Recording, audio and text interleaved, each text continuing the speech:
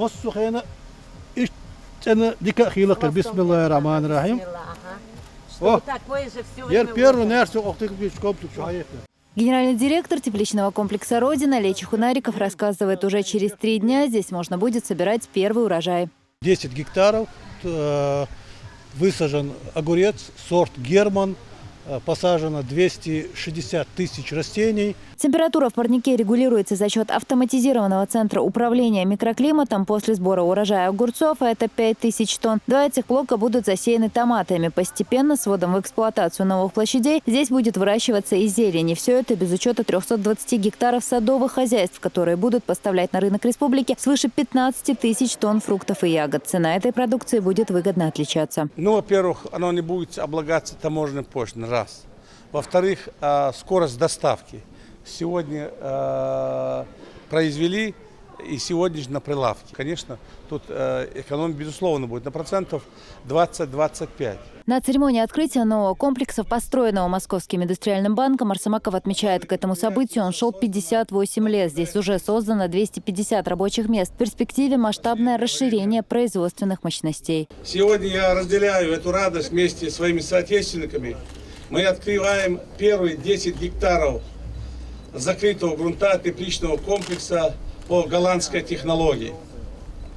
Следующий этап будет достроить еще 20 гектаров. И заработная плата, уверяю, будет здесь чуть выше, чем в среднем по России. Выступая с приветственным словом, глава республики отметил, что сегодня импортозамещение – это один из приоритетов, обозначенных руководством страны. Я хочу поблагодарить лично Абубакара Арсамакова и лично тех, кто участвовал в этой строении. Это важный, нужный объект для региона, в общем, для России тоже.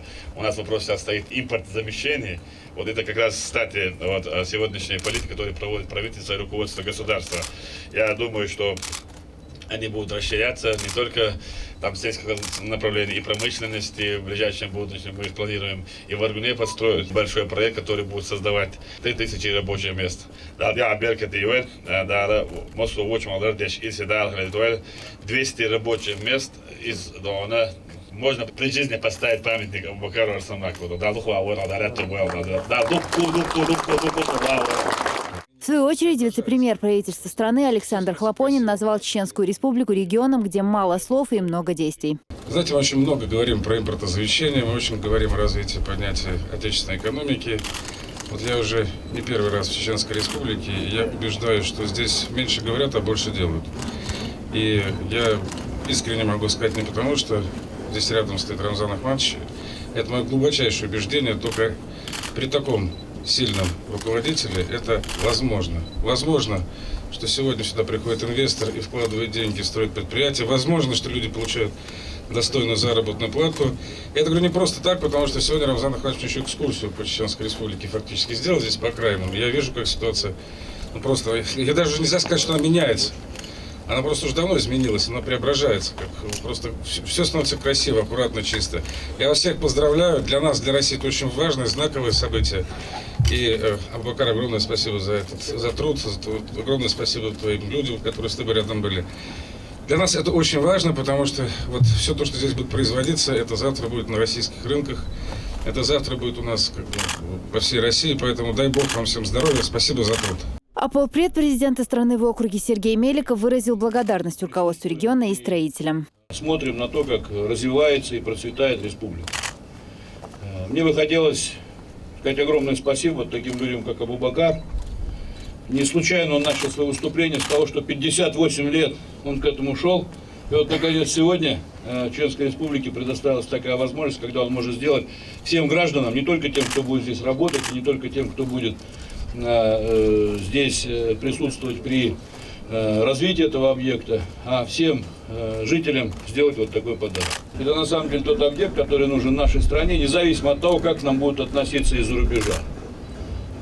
Мы никогда не бывали нужны нашим зарубежным партнерам, особенно тогда, когда мы были сильны. Но то, что мы с вами находимся здесь все вместе, доказывает то, что мы на самом деле сильны и никому не по зубам.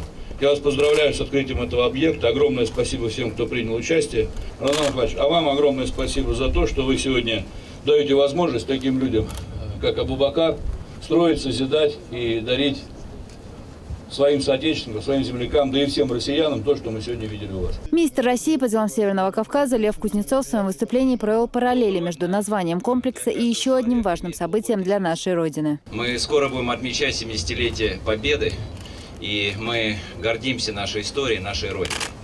И я хочу пожелать Абубакару, так как все-таки его предприятие тоже называется Родиной, иметь такую же длинную, богатую, в хорошем смысле этого слова, и долгую историю. Это действительно вызов на те задачи, которые стоят перед нашей страной.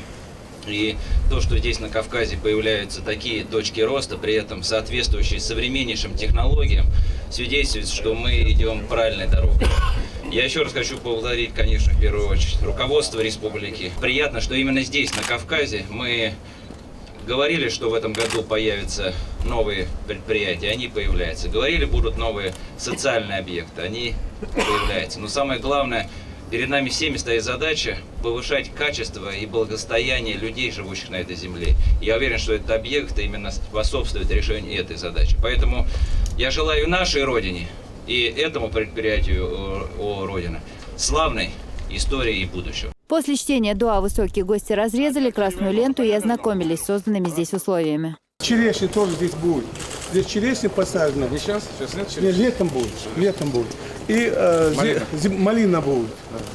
И клубника будет. У нас есть пчелы, запущенные пчелы. Да, запущенные пчелы. Опыление делают, да. Вот этот холодильник у нас, это то, что я говорю, построен. Вот он. Это 5000 тонн единовременного хранения. Это здесь же, да? Здесь же. В каждой точке поступает необходимое количество воды, влаги, всех микроэлементов, уже огурец есть. У нас есть свое отделение, которое производит рассаду. Семена покупаются. Когда по этой отделению идет тележка. Когда поднимается, тележка тоже поднимается, собираешь и отводишь. Что у тебя еще своего? Все свое уже. Все свое. Вот видите, вот все составы. Оттуда все подается. Химия, удобрения, все перемешивается в этих емкостях.